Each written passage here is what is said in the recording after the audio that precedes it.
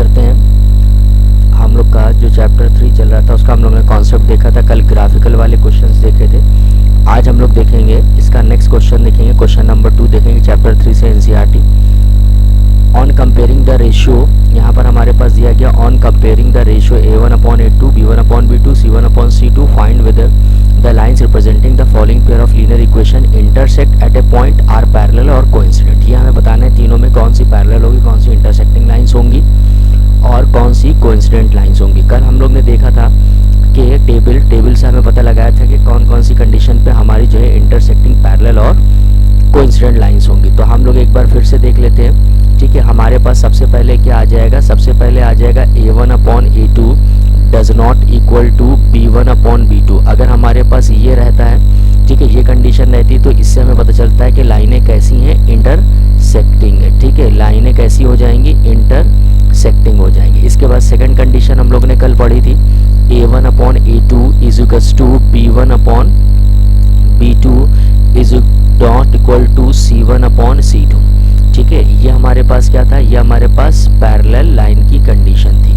इसके बाद एक कंडीशन कल और हम लोग ने पढ़ी थी, a1/a2 is equals to b1/b2 is equals to c1/c2, ठीक है। तो इससे क्या पता चलता है कि ये कोइंसिडेंट लाइंस है, ठीक है। कैसी लाइंस है, कोइंसिडेंट लाइंस है। अब अगर हम लोग कंडीशंस को सेटिस्फाई करते हैं, इन तीनों में से जो कंडीशन सेटिस्फाई करेगी लाइंस हमारी वैसी होंगी, ठीक है। अगर हम फर्स्ट वाली को देखें, ठीक है, यहाँ पर अगर हम लोग देखें फर्स्ट वाली ये इक्वेशंस दी गई है, ठीक है। इसमें हम कंपेयर करके सबसे पहले निकालेंगे a1/a2 और b1/b2 और c1/c2। तो हम लोग इसको देखते हैं कंपेयर करके हम कैसे निकालेंगे, ठीक है। कंपेयर करके हम कैसे निकालेंगे, हम लोग चेक करते हैं इसको यहाँ पर, ठीक है। अब देखिए यहाँ पर अगर हम कंपेयर कराएंगे तो a1 की वैल्यू हमारे पास कितनी दी गई है, 5, जो x का कोफिशिएंट होता है पहली इक्वेशन से वो a1 होता है, ठीक है। इसी तरह से हमारे पास b1 की वैल्यू क्या हो जाएगी, जो y का कोफिशिएंट होगा वो b1 हो जाएगा और जो कांस्टेंट टर्म होगा वो क्या हो जाएगा हमारे पास c1। उसके बाद a2 की वैल्यू भी हम कंपेयर करा लेंगे, a2 हमारे पास कितना आ जाएगा, a2 हमारे पास आ जाएगा 7, ठीक है। b2 हमारे पास कितना आ जाएगा, b2 हमारे पास आ जाएगा 6 और इसी के साथ c2 हमारे पास कितना आ जाएगा, -9। अब इनका हम रेशियो देखते हैं, क्या हो जाएगा हमारे पास, यहाँ पे हो जाएगा 5/7, ठीक है। और यहाँ पे हम देख सकते हैं -4/6। अगर हम इन दोनों का ही रेशियो लेकर के देखें, ठीक है, इन दोनों ही के रेशियो से हमें पता चल जाएगा ये दोनों इक्वल नहीं है। इसको 2 से हम कैंसिल भी कर सकते हैं, 2 2 2 4 और 2 3 6, तो यहाँ पर -2 आ जाएगा। तो हम देख सकते हैं 5/7 is does not equal to -2/3। हमें सी वाले रेशियो को चेक करने की जरूरत ही नहीं पड़ी, इसको किसने फॉलो किया, a1/a2 does not equal to b1/b2। इसका मतलब क्या हो गया, लाइंस कैसी हैं, इंटरसेक्टिंग लाइंस हैं। लाइंस हमारे पास ये वाली कैसी हो जाएंगी, इंटरसेक्टिंग लाइंस, ठीक है। ये हमारे पास हो जाएंगी इंटरसेक्टिंग लाइंस, ठीक है। इस तरीके से हम चेक करेंगे कि लाइनें पैरेलल है, इंटरसेक्टिंग है या फिर कोइंसिडेंट है। अब इसके बाद सेकंड क्वेश्चन को अगर हम लोग देखें, अगर हम लोग सेकंड वाले को देखो, सेकंड वाले में भी हम लोग को यही करना पड़ेगा। सेकंड इक्वेशन यहाँ पर ये दी गई है, ठीक है, दोनों इक्वेशन से दी गई है। यहाँ पे अगर हम लोग देखें सेकंड इक्वेशंस यहाँ पर हमारे पास दी गई, क्या है इक्वेशंस, 9x + 3y + 12, ठीक है। क्या दी गई इक्वेशन, 9x + 3y, ठीक है, +12 इज इक्वल्स टू 0। और फिर दूसरी इक्वेशन दी गई है 18x + 6y + 24 is equals to 0। अब हम फिर से इसमें कंपेयर कराएंगे a1 b1 c1 a2 b2 c2 और फिर चेक करेंगे किसका रेशियो इक्वल है और किसका रेशियो इक्वल नहीं है, ठीक है, कौन सा इक्वल है कौन सा नहीं है। अब देखिए कंपेयर कराएंगे तो a1 b1 c1 कहाँ से मिलेगा, फर्स्ट वाली लाइन से। a1 हो गया 9 क्योंकि x का कोफिशिएंट होता है, b1 हो जाएगा हमारे पास कितना, ये 3 हो जाएगा, ठीक है। और उसके बाद c1 कांस्टेंट हमारे पास कितना हो जाएगा, कांस्टेंट हो जाएगा हमारे पास 12, ठीक है। इसी तरीके से a2 हमारे पास कितना हो जाएगा, a2 हमारे पास हो जाएगा 18 और b2 हमारे पास कितना हो जाएगा, b2 हमारे पास हो जाएगा, b2 हमारे पास 6 हो जाएगा और c2 की बात करें तो c2 हो जाएगा 24। रेशियो देखते हैं इनका रेशियो कितना हो जाएगा, देयरफॉर हमारे पास आ जाएगा 9/18 is equals to 3/6 is equals to 12/24। अगर हम सबका रेशियो देखें तो कैंसिल होने पे कितना आ जाएगा, ये 1/2 आ जाएगा, ये ये कैंसिल होने पे कितना आ जाएगा 1/2 आ जाएगा, और ये कैंसिल होने पे कितना आ जाएगा, ये आ जाएगा ये भी 1/2। तो हम देख सकते हैं A1/A2, B1/B2 और C1/C2 ये तीनों की तीनों क्या हो गए, इक्वल हो गए। और जब तीनों रेशियो इक्वल होते हैं तो हमारे पास कौन सी लाइनें बनती हैं, उनका नेचर कैसा होता है, उनका नेचर हमारे पास बनता है कि वो कोइंसिडेंट लाइंस होंगी। कैसी लाइन होंगी, कोइंसिडेंट्स लाइन होंगी, ठीक है, कोइंसिडेंट्स लाइन होंगी। बात समझ में आ गई। अगर ये तीनों इक्वल हो जाते हैं इट मीन्स कि हमारे पास लाइंस कैसी होती हैं, कोइंसिडेंट लाइंस होती है, ठीक है। अब ये एक थर्ड वाला जो क्वेश्चन है ये होमवर्क में है, ठीक है, आप लोग इसको ट्राई करिएगा, ये होमवर्क में दे दिया है, ये आप ट्राई करेंगे, ठीक है, कैसे करना है इसको। तो ये हमारे पास बताना था कि लाइनें कैसी हैं, ठीक है, इंटरसेक्टिंग लाइंस हैं, कोइंसिडेंट लाइंस हैं या फिर पैरेलल लाइन है। चलिए आई होप ये समझ में आ गया होगा। नेक्स्ट क्वेश्चन पे चलते हैं, ठीक है।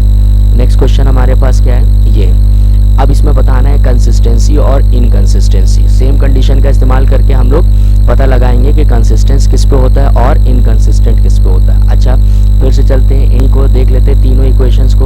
अब ये तीनों इक्वेशन यहाँ पर लिखी हुई है, ठीक है, इन तीनों इक्वेशनों को हम यहीं पे डिस्कस कर लेते हैं। अगर ये फर्स्ट वाली कंडीशन फॉलो करती है इसका मतलब ये क्या हो जाएगा, ये हो जाएगा हमारे पास कंसिस्टेंट, ठीक है। लाइनें कैसी हो जाएंगी, लाइनें हो जाएंगी कंसिस्टेंट, ठीक है। सेकंड वाली अगर हमारे पास होल्ड करती है तो क्या हो जाएगा, इनकंसिस्टेंट, ठीक है, क्या हो जाएगा हमारे पास, इनकंसिस्टेंट।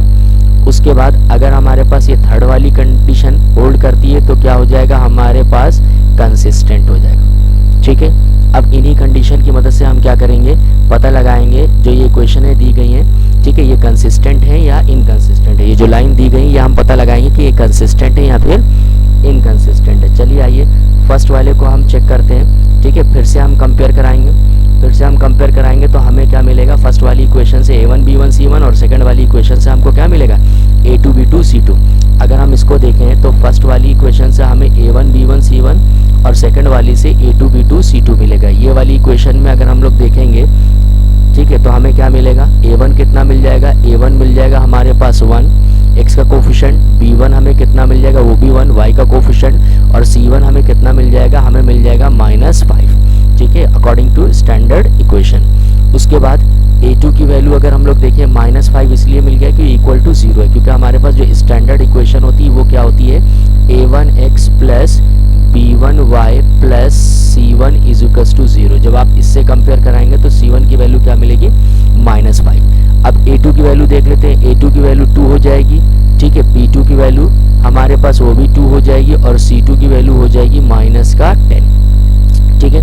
देयरफॉर इनका रेशियो अगर हम देखें तो क्या हो जाएगा हमारे पास आ जाएगा 1/2, ठीक है। क्या मिलेगा हमारे पास, ये हमारे पास दिया गया है A1/A2। इसी तरीके से अगर हम देखें तो B1/B2 का रेशियो अगर हम लोग देखें हमारे पास क्या है, वो भी 1/2 है, ठीक है। C1/C2 का अगर हम लोग रेशियो देखें वो कितना हो जाएगा, -5/-10। कैंसिल आउट होने पे ये कितना दे देगा, ये भी दे देगा हमारे पास 1/2। तो हम देख सकते हैं A1/A2 is equals to B1/B2 is equals to C1/C2। तीनों का रेशियो हमारे पास क्या आ गया, इक्वल आ गया, और तीनों का रेशियो हमारे पास कितना दिया गया है, 1/2 दिया गया। इसका मतलब ये लाइनें कैसी हो जाएंगी, ये लाइनें हो जाएंगी कंसिस्टेंट लाइन, ठीक है। ये कैसी लाइनें हो जाएंगी, कंसिस्टेंट लाइन हो जाएंगी, क्योंकि ये कोइंसाइड कर जाती हैं लाइनें, ठीक है। बात समझ में आ गई, ठीक है। ये था हमारे पास फर्स्ट वाला पार्ट। सेकंड वाले को देखते हैं, सेकंड वाले में भी हम सेम चीज़ कंपेयर कराएंगे, ठीक है, और देखेंगे हमारे पास क्या है। सेकंड वाले को देख लेते हैं, सेकंड वाले को जब आप कंपेयर कराएंगे, इधर यहाँ पर हम देख लेते हैं, सेकंड वाले में कंपेयर कराएंगे तो आप देख सकते हैं कि A1 की वैल्यू आपको कितनी मिल जाएगी, 1, B1 की वैल्यू आपको कितनी मिल जाएगी, -1, क्योंकि A1 जो होता है वो x का कोफिशिएंट होता है और B1 जो होगा वो y का कोफिशिएंट हो जाएगा। और इसी तरीके से C1 की वैल्यू कितनी हो जाएगी, -8 कांस्टेंट टर्म, ठीक है। फिर उसके बाद देखते हैं A2 हमारे पास कितना आ जाएगा, A2 हमारे पास आ जाएगा 3, B2 हमारे पास कितना आ जाएगा, B2 हमारे पास आ जाएगा -3, ठीक है, और C2 हमारे पास कितना आ जाएगा, C2 हमारे पास आ जाएगा -16, ठीक है। अब इनका रेशियो हम क्या करेंगे, रेशियो हम इनका देखते हैं कितना आ रहा है, ठीक है। A1/A2 हमें कितना मिलेगा, देयरफॉर A1/A2 हमें कितना मिलेगा, 1/3। सिमिलरली B1/B2 हमें कितना मिलेगा, B1/B2 मिलेगा -1/-3, जो कि माइनस माइनस क्या हो जाएगा 1/3 देगा। इसी तरीके से C1/C2 हमको कितना मिल जाएगा, C1/C2 मिलेगा -8/-16। कैंसिल आउट होने पर ये कितना दे देगा, ये दे देगा हमारे पास 1/2। तो हम देख सकते हैं कि इससे हमें क्या मिला, ठीक है, इससे हमें क्या मिलेगा, इससे हमें मिल जाएगा यहाँ पर मिल जाएगा कि A1/A2 तो इक्वल है A1/A2 इज टू B1/B2। ठीक है, यहाँ पर क्या हो जाएगा A1/A2, इसको थोड़ा सा ऊपर कर देते हैं पेज को। ठीक है, यहाँ पर हम लोग देखते हैं पेज को हम लोग ऊपर कर देते हैं, ये थोड़ा सा ऊपर कर देते हैं। ठीक है, चलिए अब देखते हैं हम लोग A1/A2 तो हमें इक्वल मिल रहा है B1/B2 के, but does not equal to C1/C2। ठीक है, तो हम देख सकते हैं 1/3 तो इक्वल मिला, लेकिन ये 1/2 के इक्वल नहीं है। तो इससे हमें क्या पता चलेगा, ये कैसी लाइन है, इनकंसिस्टेंट। ठीक है, ये क्या हो जाएगा, इनकंसिस्टेंट। बात समझ में आ गई, लाइनें कैसी हो जाएंगी, इनकंसिस्टेंट हो जाएंगी, क्योंकि ये सेकंड कंडीशन को होल्ड करता है, पैरेलल लाइनें होंगी। ठीक है, और इसके सोल्यूशन की अगर बात करते, सोल्यूशन अगर पूछा जाता तो सोल्यूशन कितना निकलता, नो सोल्यूशन। क्लियर है, सोल्यूशन की अगर हम लोग बात करते तो सोल्यूशन इसका कितना निकलता है, नो सोल्यूशन। क्लियर हो गई ये चीज, बात समझ में आ गई, ये चीज क्लियर हो गई। चलिए नेक्स्ट क्वेश्चन पे चलते हैं हम लोग। ठीक है, नेक्स्ट क्वेश्चन पे चलते हैं।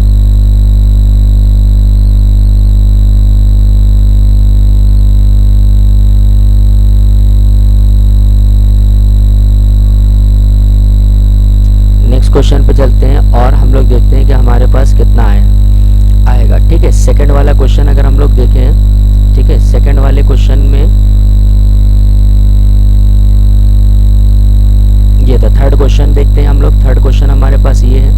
ठीक है, और इसके बाद फोर्थ क्वेश्चन है, इसको आप लोग ट्राई करिएगा, इसमें पता चलेगा कि ये कंसिस्टेंट है या इनकंसिस्टेंट है, ये चेक करके यहाँ पे बताइएगा। ठीक है, इसको हम होमवर्क में कर देते हैं। ठीक है, इसको हम किस में कर देते हैं, ये हमारा किस में हो गया, हमारा होमवर्क में हो गया। ठीक है, बात समझ में आ गई।